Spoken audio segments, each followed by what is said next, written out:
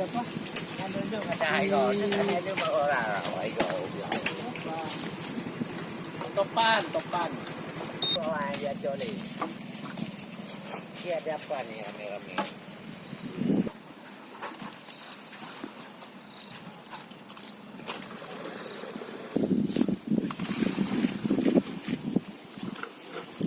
Ay, itu kok bisa.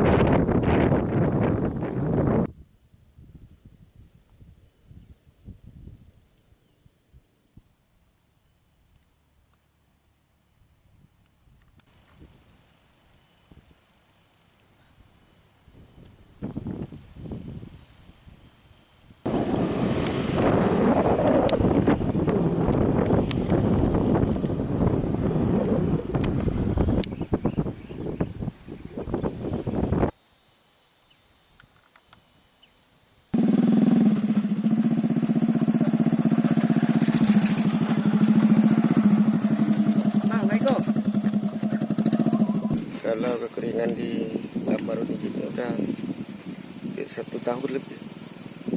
1 tahun dah ya. Cuma sumber airnya cuma di sini. Sementara di waduk aja udah kering. Waduk di lokasi wilayah Hambadi. Adakah komunikasi ke pemerintah sendiri untuk membantu warga air bersih segala macam? Ada, kalau mengenai dengan airnya ada. Sampai-sampai jangankan air bersih, air sawah pun ada. Tapi sampai sekarang yang rencananya 2018 enggak terlaksana juga.